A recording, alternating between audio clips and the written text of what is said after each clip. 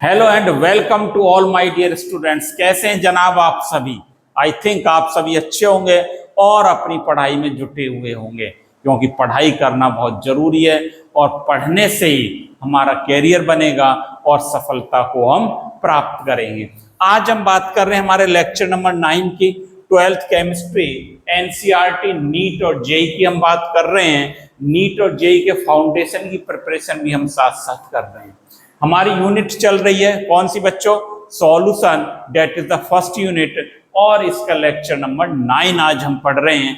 इससे पहले के सारे लेक्चर्स वीडियो जो आपने देख लिए होंगे, नहीं देखे हैं, जो स्टूडेंट्स फर्स्ट टाइम इस चैनल पर जुड़े हैं पहले आप उनको देखें, साथ ही साथ अपने हैंड रिटन नोट्स बनाएं, तब इस लेक्चर पर आप अप्रोच करेंगे, तब आपके ज्यादा समझ में आ पाएगा। देखिए अपने टॉपिक पर चलते हैं। उससे पहले आज के इंपॉर्टेंट पॉइंट्स की हम बात करते हैं। हर क्लास में मैं इंपॉर्टेंट पॉइंट्स की बात करता हूं। क्या है फर्स्ट पॉइंट? क्या है? Watch lectures daily. हमें डेली देखना है, जब भी हमें लेक्चर मिले मेक नोट्स, साथ ही साथ नोट्स भी बनाने, और डोंट फॉलो मैनी बुक्स। बहुत सारी बुक्स को फॉलो अप भी नहीं करना है, एनसीईआरटी बुक को हम फॉलो करें। जब एनसीईआरटी कंप्लीट हो जाए तब हम क्या करेंगे, किसी रेफरेंस बुक की तरफ आगे बढ़ेंगे। क्लासेज आर इनफ, हमारी क्लासेज जो चल रही हैं डेट इज इनफ हमारे लिए। एंड सॉल्व असाइनमेंट, और जो असाइनमेंट मिलता है, जो क्वेश्चंस मिलते हैं, उनको भी हम सॉल्व करने की कोशिश करेंगे। साथ ही साथ एक लाइन लिखी हुई है कि सफलता का चिराग कठिन परिश्रम से ही जलता है। क्या बात है! देख, सफलता का जो चिराग है कैसे जलेगा? कठिन परिश्रम से ही जलेगा। हम कठिन परिश्रम करेंगे तभी सफलता की सीढ़ियों की ओर आगे बढ़ेंगे। चलिए आज के हम टॉपिक पर चलते हैं। आज का हमारा टॉपिक क्या है? Vapour pressure of liquid solution. किसका? वेपर प्रेशर, लिक्विड सॉल्यूशन का वेपर प्रेशर। इसकी आज हम बात करेंगे, vapour pressure of liquid solution.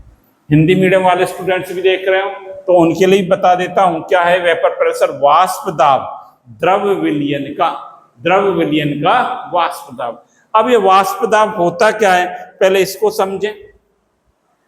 Vapour pressure of liquid solutions की हम बात करेंगे तो ये वाष्प दाब होता क्या है? देखिए सिंपल सी बात है, जो वेपर्स के द्वारा जो प्रेशर लगेगा वो क्या कहलाएगा? वेपर प्रेशर कहलाएगा। और हम इसको ऐसे बोल सकते हैं, मान लीजिए हमारे पास कोई कंटेनर है, यहां पर देखिए ये कंटेनर है मेरे पास, ये कंटेनर है। इस कंटेनर में क्या है? ये लिक्विड प्रेजेंट है इस कंटेनर में। ये क्या है? लिक्विड प्रेजेंट है। यहां पर मैं लिख देता हूं क्या है? लिक्विड प्रेजेंट है कंटेनर में। मेरे पास क्या है? ये लिक्विड प्रेजेंट है। अब जब इस लिक्विड को गर्म करेंगे तो इसकी क्या बनेंगी? वेपर्स बनेंगी। अब इसको हम क्या कर देते हैं? गर्म कर देते हैं, तो यहां इसकी क्या बन रही है? ये वेपर्स बन रही है। मतलब ये लिक्विड किस में चेंज हो रहा है? डेट इज वेपर्स बन रही। और इन वेपर्स के द्वारा जो प्रेशर लगेगा वो क्या कहलाएगा? वेपर प्रेशर कहलाएगा। अब बताइए वेपर्स कहां पर प्रेशर लगाएंगे? देख उनने यहां पर ध्यान दीजिए बच्चों कि वेपर्स कहां पर प्रेशर लगाएंगे। इनके पास दो स्थितियां हैं, या तो एक कंटेनर की वॉल है, या तो क्या है? ये कंटेनर की वॉल है, ये ले, यहां पर ये प्रेशर लगेगा।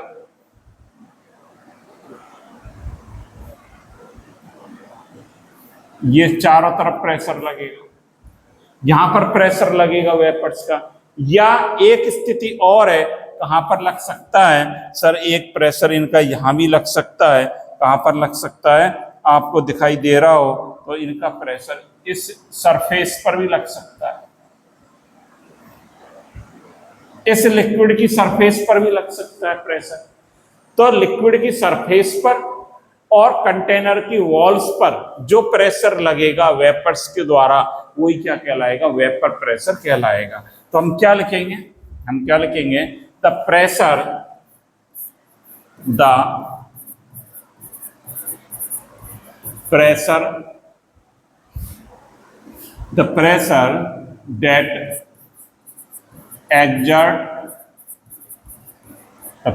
that exerts by the vapors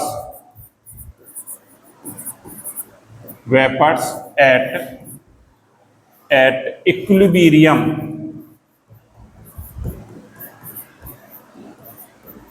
the pressure that exert by the vapors at equilibrium on the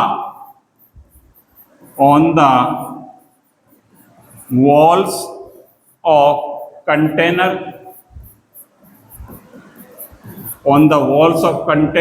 or surface of liquid at that temperature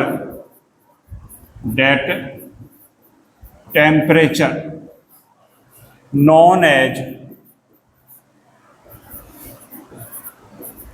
vapor pressure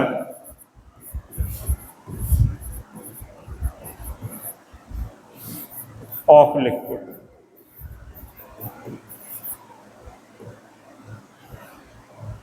देखिए,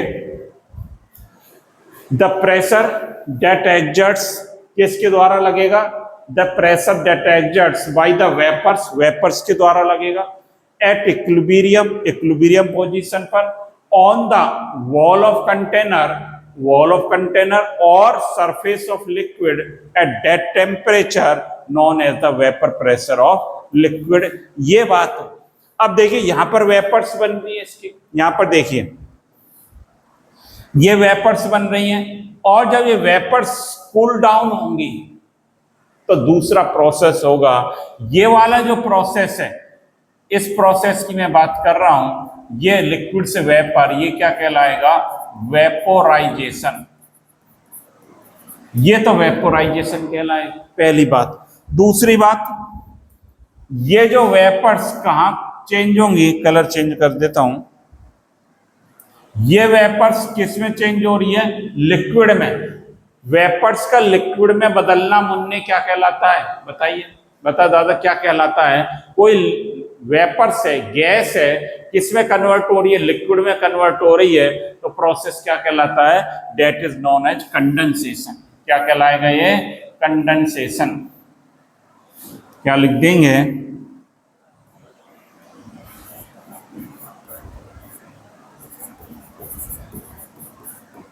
ये कंडेंसेशन कहलाएगा।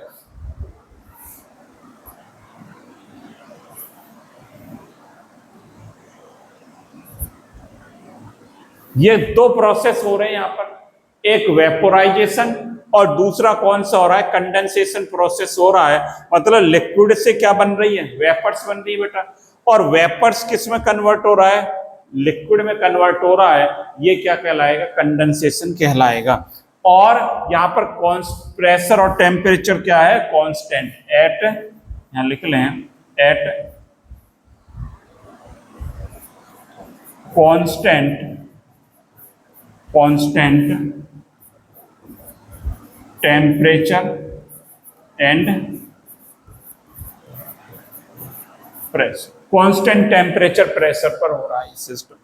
अब देखिए इक्विलिब्रियम पोजीशन पर क्या होगा, तो यहां लिखेंगे at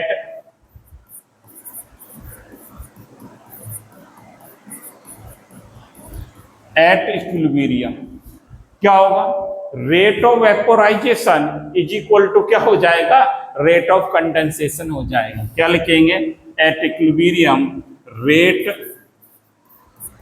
rate of vaporisation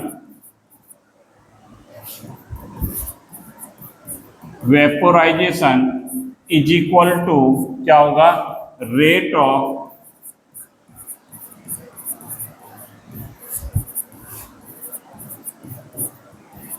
condensation. दोनों की रेट क्या हो जाएगी, बराबर हो जाएगी। इक्विलिब्रियम पोजीशन पर। Rate of vaporization is equal to क्या हो जाएगा, रेट ऑफ कंडेंसेशन हो जाता है। और इसको हम क्या लिख सकते हैं, मैं ऐसे भी लिख सकता हूं H2O लिक्विड, ये इक्विलिब्रियम पर है किसके साथ, H2O गैस के साथ, ये इक्विलिब्रियम पोजीशन पर होगा। यही बात हमने लिखी है कि क्या लिखी है यहां पर कि दो प्रोसेस है, वेपोराइजेशन और कंडेंसेशन। तो कांस्टेंट टेम्परेचर प्रेशर पर क्या होगा, वेपोराइजेशन और कंडेंसेशन क्या होगा, इक्विलिब्रियम पोजीशन पर इक्वल हो जाता है। और वेपर प्रेशर क्या होगा, the pressure that exert by the vapours at equilibrium on the walls of container और surface of liquid at that temperature known as vapour pressure of liquid. ये होगा किस पर होगा, ये इक्विलिब्रियम पोजीशन पर होगा। अच्छा, अनदर डेफिनेशन अब इसकी और क्या हो जाएगी, और डेफिनेशन की हम बात करें तो क्या लिखेंगे, अनदर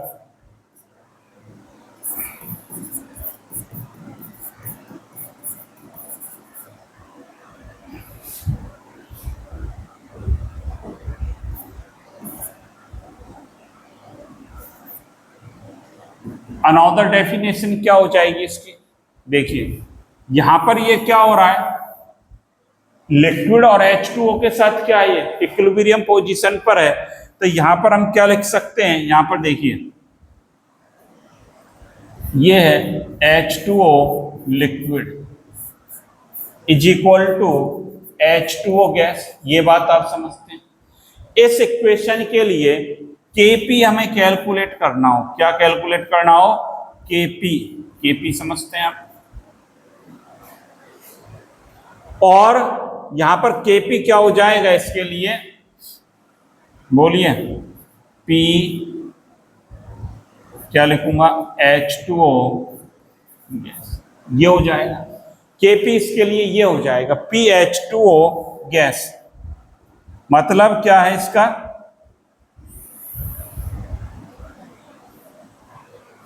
जब Kp Kc की बात करते हैं, इक्विलिब्रियम कांस्टेंट है Kp। यहां पर जब हम इक्विलिब्रियम कांस्टेंट की बात करते हैं Kp और Kc, तो प्योर लिक्विड का और प्योर सॉलिड को Kp Kc में इंक्लूड नहीं करते हैं। तो ये बात आप नोट कर लें, और साथ ही साथ यहां पर ये भी लिख लें कि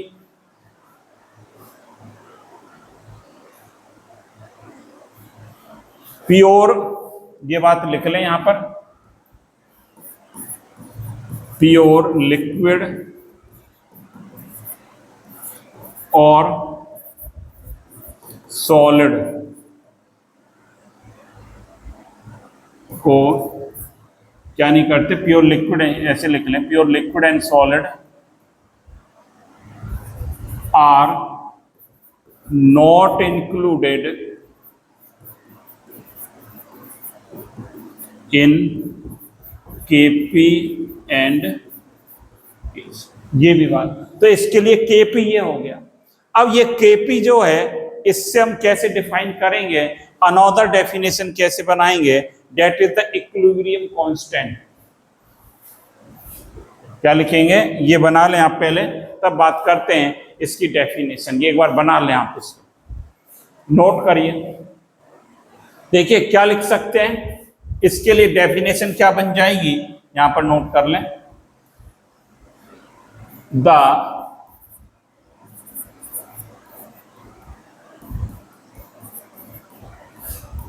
equilibrium constant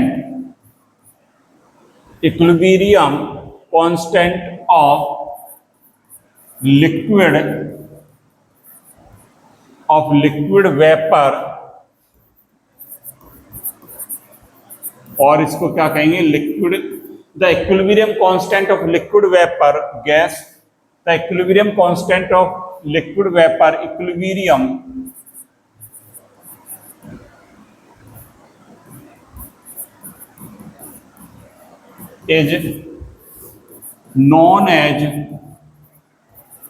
is known as vapor pressure, vapor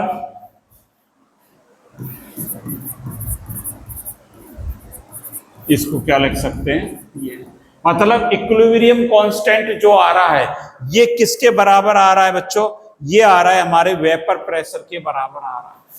ये बात समझ में आ रही है। ये जो इक्विलिब्रियम कांस्टेंट है ये किसके बराबर है, वेपर प्रेशर के बराबर है। The equilibrium constant of liquid vapour equilibrium is known as the vapour pressure. और हम क्या कह सकते हैं, ये जो Kp है it is depend on temperature, so vapor pressure is also depend on temperature। हम क्या लिखेंगे यहां पर, Kp is depend दोबारा लिख देता हूं, Kp is depend on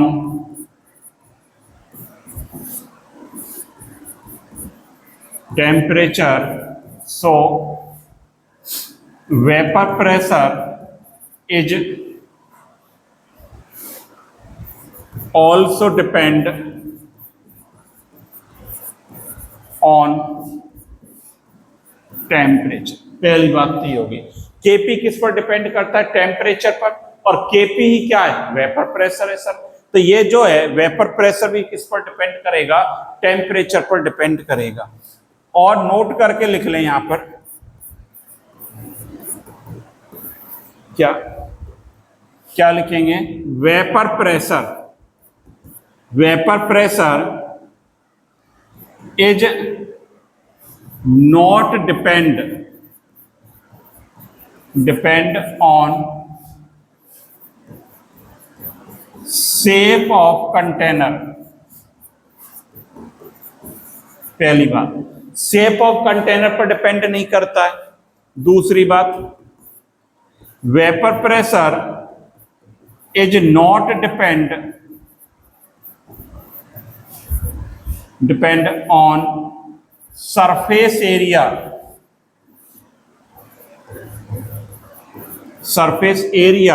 of container. Surface area पर डिपेंड नहीं करता है। तीसरी बात, vapour pressure is not depend amount of liquid, इस पर भी डिपेंड नहीं करता है। तो इन पर ये क्या नहीं करता है, डिपेंड नहीं करता है। और किस पर डिपेंड करता है, टेम्परेचर पर डिपेंड करता है। किस पर डिपेंड कर रहा है, टेम्परेचर ऑन, किस पर, vapour pressure depend on temperature, इस पर डिपेंड करेगा, इन पर डिपेंड नहीं करेगा। शेप चाहे कंटेनर की कैसी हो, सरफेस एरिया चाहे उसका कितना भी हो, और अमाउंट ऑफ लिक्विड पर डिपेंड भी नहीं करेगा। तो ये बातें हमने अभी सीखी हैं और ये बात हमें याद रखनी है। अब देखिए अगली बात करते हैं। अब क्या है, factor affecting vapour pressure. Vapour pressure को कौन कौन से फैक्टर अफेक्टेड करते हैं। पहली बात कर रहे हैं हम टेम्परेचर की। अभी हमने बात की थी टेम्परेचर पर तो डिपेंड करता है, तो टेम्परेचर इसका फैक्टर है। नेचर ऑफ लिक्विड, नेचर क्या है लिक्विड की, और बॉइलिंग पॉइंट ऑफ लिक्विड्स, और addition of non volatile solute, इन पर डिपेंड करेगा। अब देखिए एक एक करके इनकी स्टडी करते हैं। टेम्परेचर पर अभी हमने लिखा था vapour pressure is also depend on temperature, और हम क्या लिखेंगे यहां पर भी लिख सकते हैं, vapour pressure is depend on temperature.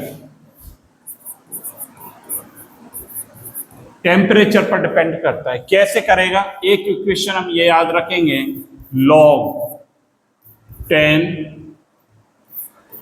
K2 upon K1 is equal to क्या, delta H upon 2.303 R T2 minus T1 upon T1 T2। ये इक्वेशन हमें याद रखनी है, और कोई बहुत ज्यादा जरूरी भी नहीं है, हमें याद हो जाए ठीक है, नहीं हो तो ये एग्जाम में एजिट नहीं पूछी जाती है। तो log 10 K2 अपॉन K1,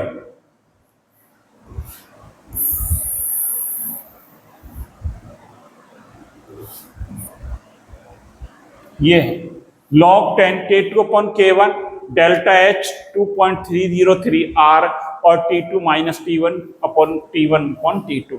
अब देखिए यहां पर क्या है, K2 क्या है, ठीक है, K2 क्या है, डेट इज इक्विलिब्रियम कांस्टेंट, क्या लिखेंगे, equilibrium constant at temperature T2, और मतलब ये इक्विलिब्रियम कांस्टेंट है K2, तो ये इक्विलिब्रियम कांस्टेंट क्या होता है, वेपर प्रेशर होता है, इसको मैं क्या लिख सकता हूं, डेट इज वेपर प्रेशर भी है। इसी प्रकार K1 क्या है, ये क्या, equilibrium constant at temperature T1, ये भी हमारा वेपर प्रेशर है। डेल्टा H क्या है, enthalpy, enthalpy of vaporisation, enthalpy of vaporisation. ये R क्या है, पहले T1 लिख लें, और T1 एंड T2, ये क्या है, टेम्परेचर। यहां हमने क्या लिख रखा है, T2 greater than T। R क्या होता है, R आप जानते हो गैस कांस्टेंट होता है, और R की वैल्यू क्या है, 8.314 जूल पर केल्विन पर मोल, और क्या हो सकती है, 2 कैलोरी पर केल्विन पर। इस प्रकार से ये क्या होगी, R की वैल्यू होगी, इसको भी आप नोट कर लो, ये हो गई।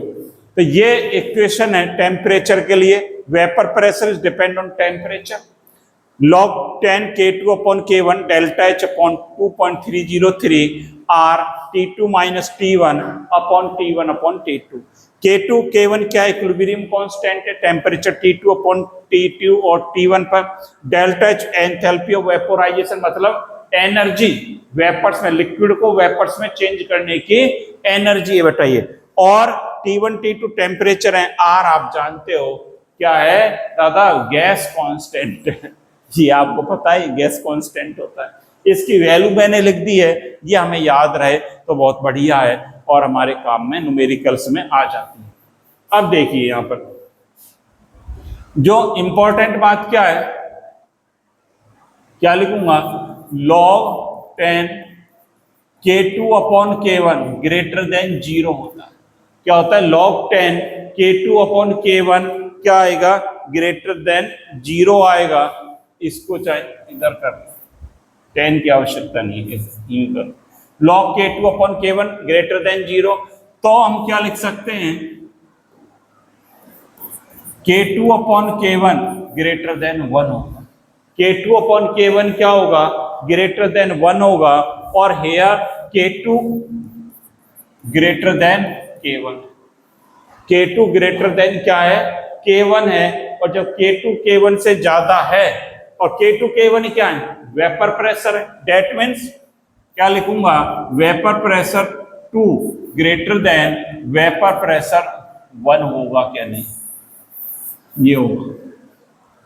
K2 ग्रेटर देन K1 है, और K1 K2 क्या है, वेपर प्रेशर है, तो वेपर प्रेशर 2 क्या होगा, क्या होगा, इससे ज्यादा होगा, डेट मीन्स वेपर प्रेशर, और क्या लिख सकता हूं, वेपर प्रेशर प्रोपोर्शनल क्या होता है, ये बात हमें याद रखनी है, वेपर प्रेशर टेम्परेचर के प्रोपोर्शनल होता है, टेम्परेचर बढ़ाएंगे तो वेपर प्रेशर बढ़ेगा। साथ ही साथ यदि ग्राफ की बात करें, देखो ये इंपॉर्टेंट बात है, ये ग्राफ की हम बात करते हैं किस में, वेपर प्रेशर और टेम्परेचर, वेपर प्रेशर और टेम्परेचर में जब ग्राफ की हम बात करते हैं तो इसके प्रोपोर्शनल है ये, तो स्ट्रेट लाइन आनी चाहिए ऐसा दिखता है, लेकिन ये कैसा ग्राफ आता है, एक्सपोनेंशियल ग्राफ आता है। कैसा आता है, एक्सपोनेंशियल ग्राफ आता है, क्योंकि यहां पर क्या आ रहा है, लॉग आ रहा है, और लॉग सब k2 अपॉन k1 की वैल्यू निकालेंगे तो एक्सपोनेंशियल में आएगी। ये बात हमें सीखनी है। ये जो है ग्राफ स्ट्रेट लाइन नहीं आएगा, कैसा आएगा, एक्सपोनेंशियल आएगा, इस प्रकार से आएगा। तो ये बात हो गई किसकी, टेम्परेचर की। इसको नोट कर लें, तब दूसरे फैक्टर की ओर चलेंगे। हाँ भाई, कर लिया नोट, बहुत बढ़िया, आप बढ़िया ढंग से पढ़ रहे हैं, साथ ही साथ इनके नोट्स भी बना रहे हैं, तो बहुत बढ़िया आपके लिए ये रहेगा। अब देखिए अगली बात की करते हैं, अगला फैक्टर कौन सा है उसकी बात करेंगे।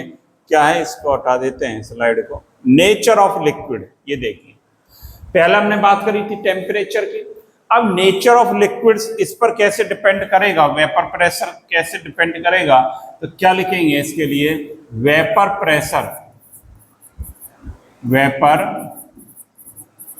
प्रेशर इज इनवर्सली प्रोपोर्शनल, क्या लिखूंगा, 1 upon intermolecular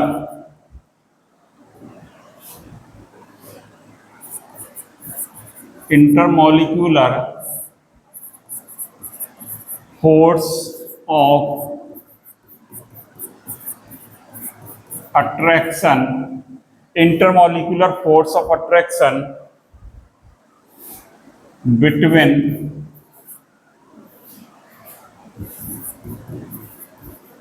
liquid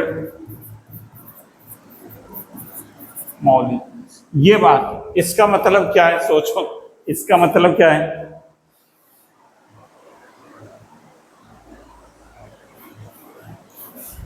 intermolecular force of attraction between liquid molecules, और क्या लिख सकते हैं, पार्टिकल्स। और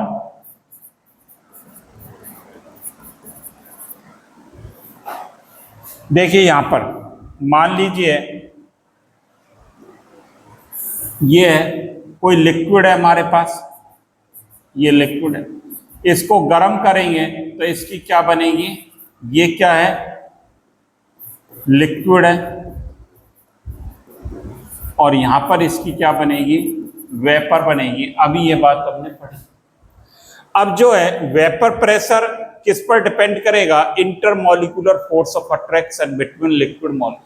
यदि फोर्स ऑफ अट्रैक्शन ज्यादा होगा मॉलिक्यूल के बीच, इस बात को सोचें ऐसे, यदि पार्टिकल्स और मॉलिक्यूल्स के बीच फोर्स ऑफ अट्रैक्शन बढ़ जाएगा तो वेपर क्या बनेगी, कम बनेगी, मॉलिक्यूल अलग नहीं हो पाएंगे। बात को समझ रहे हैं आप, ज्यादा ध्यान से देखिए, इसको बढ़िया ढंग से समझिए कंसेप्ट को। यदि फोर्स ऑफ अट्रैक्शन क्या हो जाएगा, इनके बीच बढ़ जाएगा तो मॉलिक्यूल पास पास आ जाएंगे, अलग अलग नहीं रहेंगे, तो वेपर प्रेशर कम आएगा। और ये फोर्स ऑफ अट्रैक्शन कम हो जाएगा तो वेपर प्रेशर बढ़ जाता है। ये इनवर्सली प्रोपोर्शनल है। अब फोर्स ऑफ अट्रैक्शन की बात करते हैं। देखिए फोर्स जो है, फोर्स ऑफ अट्रैक्शन, यहां पर आपने पढ़ा है, एक पढ़ा है आपने H बॉन्ड, हाइड्रोजन बॉन्ड, दूसरा पढ़ा है dipole, dipole force of attraction, तीसरा हमने क्या पढ़ा है, लंदन फोर्स, और डिस्पर्सन फोर्स, और क्या बोलेंगे, डिस्पर्सन फोर्स बोलेंगे। ये आपने पढ़ रखा है, क्या बोलेंगे, डिस्पर्सन। इनका जो स्ट्रेंथ का ऑर्डर देखें, मैंने 3 फोर्स की बात करी है, यहां पर कौन कौन से फोर्स की बात करी है मैंने, एक तो देखिए 3 है, हाइड्रोजन बॉन्ड, डाइपोल डाइपोल और लंदन फोर्स। इनके जब हम स्ट्रेंथ की बात करें, स्ट्रेंथ ऑर्डर क्या रहेगा, स्ट्रेंथ ऑर्डर 1 2 3, ये आपको पता है।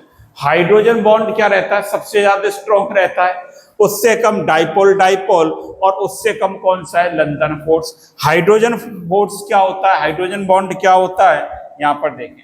अब मैं यदि बात करूं, थोड़ा सा इनको पढ़ रखा है आपने 11th क्लास में, ये सारी चीजें पढ़ रखी है, मैं जस्ट आपको ब्रीफ कर रहा हूं। हाइड्रोजन बॉन्ड क्या होता है, हाइड्रोजन और उससे अधिक इलेक्ट्रोनेगेटिव एलिमेंट के बीच जो फोर्स लगता है, हाइड्रोजन और हायर इलेक्ट्रोनेगेटिव एटम के बीच, एलिमेंट के बीच जो फोर्स लगेगा, जैसे HOH, ये लिखा HOH, HOH, ये आगे ऐसी लगी, ये जो है आप देख रहे हैं, ये जो फोर्स लगेगा हाइड्रोजन और ऑक्सीजन के बीच, ये क्या कहलाएगा, H बॉन्ड कहलाएगा। ये तो हाइड्रोजन बॉन्ड कहलाता है। दूसरी बात, हम डाइपोल डाइपोल की बात करें, डाइपोल डाइपोल फोर्स, ये क्या होता है, दो डाइपोल मॉलिक्यूल के बीच, डाइपोल क्या होता है सर, यहां पर देखिए, जैसे मैंने लिखा HCl, ये नेगेटिव, ये क्या है पॉजिटिव, दो पोल बन गए, HCl, ये पॉजिटिव और ये नेगेटिव, ये दो डाइपोल बने, इनके बीच जो फोर्स लगेगा ये क्या कहलाएगा, डाइपोल डाइपोल फोर्स कहलाता है। ये डाइपोल डाइपोल फोर्स कहलाता है। बात आ रही समझे, सारी चीजें आपने 11th क्लास में पढ़ रखी है, सुनी लग रही है आपको, या सुनी सुनी लग रही है, सुनी सुनी लग रही होगी। 11th क्लास में आपने बहुत मेहनत की है और पढ़ा भी होगा वहां पर। ये हाइड्रोजन बॉन्ड की बात कर रहा हूं, डाइपोल डाइपोल की। और तीसरा कौन सा है, लंदन फोर्स। लंदन फोर्स की जब हम बात करेंगे, थर्ड जो है कौन सा है, लंदन फोर्स। लंदन फोर्स क्या होता है, दो नॉन पोलर एटम के बीच जो फोर्स लगेगा, जैसे H2H2 के बिटवीन, H2H2 नॉन पोलर के बिटवीन, नॉन पोलर, तो ये सबसे इसकी स्ट्रेंथ कम होती है। तो ये बात आपके समझ में आ गई होगी कि यहां पर ये कंसेप्ट हमें समझना है कि स्ट्रेंथ कहां गया, ये कि फोर्स की स्ट्रेंथ बढ़ेगी तो वेपर प्रेशर क्या होगा, कम होगा, और ये स्ट्रेंथ कम होती जाएगी तो वेपर प्रेशर क्या होता जाएगा, बढ़ता जाएगा। डेट मीन्स क्या होगा, जब हाइड्रोजन बॉन्ड होगा तो उसकी स्ट्रेंथ सबसे ज्यादा होती है, तो उसका वेपर प्रेशर क्या होगा, कम होगा।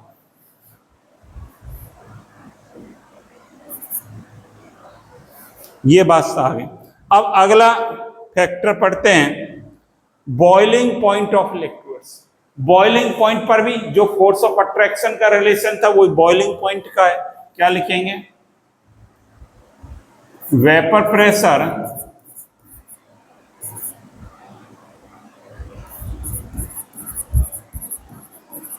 वेपर प्रेशर इनवर्सली प्रोपोर्शनल होता है 1 अपॉन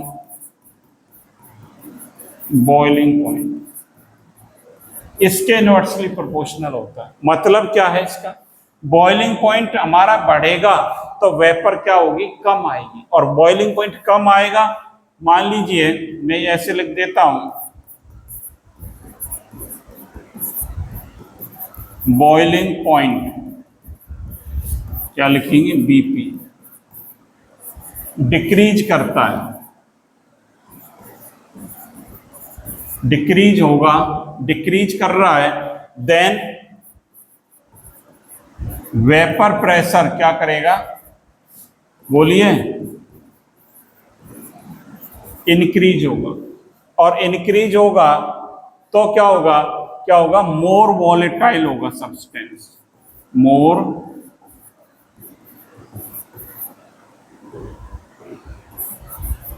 वॉलेटाइल होगा हमारा लिक्विड। कैसा होगा, मोर वॉलेटाइल होगा। जब वेपर प्रेशर क्या कर रहा है, डिक्रीज कर रहा है, बॉइलिंग पॉइंट। और जब बॉइलिंग पॉइंट इंक्रीज करेगा अगले पेज पे चलते हैं। सेकंड लिखिए बॉइलिंग पॉइंट, या बीपी लिख देता हूं शॉर्ट में। देखिए बॉइलिंग पॉइंट क्या करें, इंक्रीज करेगा तो वेपर प्रेशर क्या करेगा,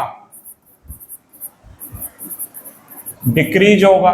और लिक्विड कैसा होगा, लेस वॉलेटाइल होगा। ये बात हो गई। तीसरी बात, जब नॉन वॉलेटाइल सब्सटेंस है, या क्या हम कहें नॉन वॉलेटाइल है हमारा लिक्विड सॉल्यूट, तब उसकी वेपर नहीं बनेगी। और नॉन वॉलेटाइल के लिए क्या होगा, नॉन वॉलेटाइल तो क्या लिखेंगे, नो वेपर्स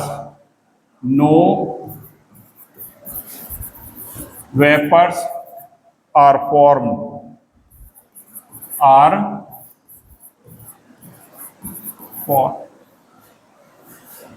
कोई भी वेपर्स वहां पर नहीं बनेगी और वेपर प्रेशर क्या होगा, जीरो होगा। नॉन वॉलेटाइल के लिए वेपर प्रेशर क्या होता है, जीरो होता है। तो इस बात को भी आप नोट कर लें, ये भी हमने पढ़ लिया। अब एक लास्ट फैक्टर और है, क्या है लास्ट फैक्टर, क्या है हमारा, कि addition of non volatile solute. देखिए इसको समझें।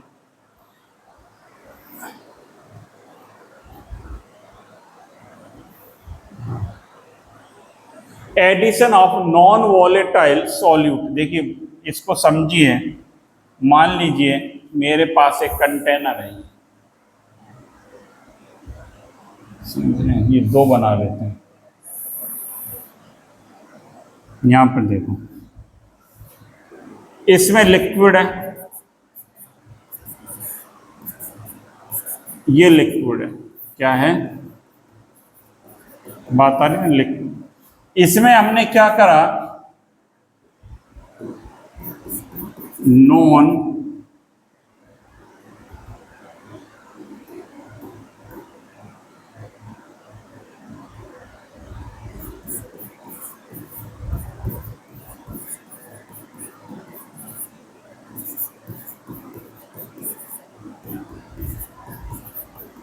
वॉलेटाइल सॉल्यूट मिक्स कर दिया। यहां पर देखिए, इसके मान लीजिए ये पार्टिकल्स हैं लिक्विड के, ये तो कैसा है, वॉलेटाइल है। यहां पर इसके मान लीजिए 50 पार्टिकल्स हैं। अब हमने इसको मिक्स कर दिया। अब जो है ये लिक्विड है हमारा, अब इसके 50 पार्टिकल्स नहीं रहेंगे। अब मान लीजिए ये हो गए, और बीच में और किसके आ जाएंगे, इसके आ जाएंगे, नॉन वॉलेटाइल के और आ जाएंगे। बात आ रही है, नॉन वॉलेटाइल मिक्स करा तो नॉन वॉलेटाइल के पार्टिकल्स और आ गए। यहां पर ये क्या है, ग्रीन वाला नॉन वॉलेटाइल सॉल्यूट मिक्स कर रहा हूं। अब मान लीजिए इसका मैं मान लेता हूं क्या, वेपर प्रेशर P1 है और इसका P2 मान लेता हूं वेपर प्रेशर।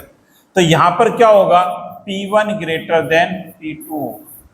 ये बात आ रही समझ में, मतलब when non volatile solute is added to the solution, then vapour pressure क्या हो जाता है, डिक्रीज हो जाता है। तो इसी बात को लिखेंगे, vapour pressure decrease when a non volatile solute is added in pure solvent. क्या लिखेंगे इसी बात को, vapour pressure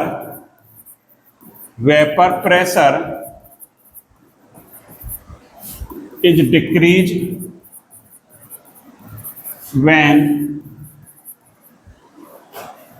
when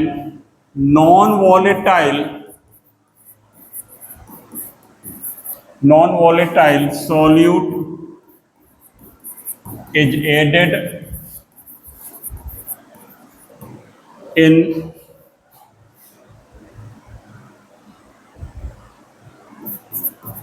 pure solvent। मतलब वेपर प्रेशर क्या हो जाएगा, डिक्रीज हो जाता है। इसको भी आप नोट कर लें। तो ये जो है वेपर प्रेशर क्या हो जाएगा, डिक्रीज हो जाता है। ये बात आ गई होगी समझ में आपके कि नॉन वॉलेटाइल सॉल्यूट जब मिक्स करेंगे तो वेपर प्रेशर क्या हो जाता है, डिक्रीज हो जाता है। नॉन वॉलेटाइल की तो वेपर्स बनती नहीं ज्यादा, नहीं बनेगी बच्चों इसकी वेपर, तब क्या होगा, इसका वेपर प्रेशर जीरो हो जाएगा। तो इसका वेपर प्रेशर ओवरऑल डाउन हो जाएगा, डिक्रीज हो जाएगा। ये यहां भी ये भी समझ सकते हैं। अब इसके कितने मॉलिक्यूल रह गए, 30 हो गए, और 20 किसके आ गए, इसके आ गए मॉलिक्यूल, है ना। अब देखिए और क्या है। अच्छा क्वेश्चन है, चलिए सिंपल सा है। तो the vapour pressure of benzene क्या दे रखा है हमें, देखिए Vp C6H6, और यहां तो मैं ऐसे लिख देता हूं, देखो ये क्या क्या है हमारे पास, बेंजीन है, CH3OH है, C6H5NH2 है, और C6H5NO2 है। इनके Vp हमें दे रखे हैं, क्या दे रखे हैं, 80 डिग्री सेंटीग्रेड, 65, 184 और 212। क्या पूछ रहा है, which will show highest vapour pressure. Simple सी बात, इनके क्या दे रखे हैं, बॉइलिंग, वेपर प्रेशर नहीं है, ये क्या है, बॉइलिंग पॉइंट। सही कर लें, ये बॉइलिंग पॉइंट दे रखा है। तो वेपर प्रेशर ये कह रहा है which will show highest vapour pressure. Vapour pressure कौन सा हाईएस्ट होगा, जिसका बॉइलिंग पॉइंट अभी रिलेशन पड़ा है सबसे कम होगा, उसका हाईएस्ट वेपर प्रेशर होगा। तो आंसर क्या हो जाएगा, ये हो जाएगा, ये आंसर हो जाएगा हमारा। इसका क्या रहेगा, वेपर प्रेशर क्या रहेगा, हाईएस्ट रहेगा, क्योंकि इसका बॉइलिंग पॉइंट क्या है, कम है। इस प्रकार से आज की क्लास में हमने ये सारी चीजें सीख ली, और vapour pressure of liquid solution सीखा, कौन कौन से फैक्टर अफेक्ट करते ये बात सीख ली, और सबको हमने बढ़िया ढंग से नोट्स भी बना लिए। तो इसी प्रकार आप पढ़ते रहें बच्चों, साथ ही साथ इनके नोट्स बनाते रहें, और ज्यादा से ज्यादा अपने फ्रेंड्स को शेयर करते रहें। तो thank you students, have a nice day. आप इसी तरह लगातार बने रहें चैनल पर और लगातार पढ़ते रहें।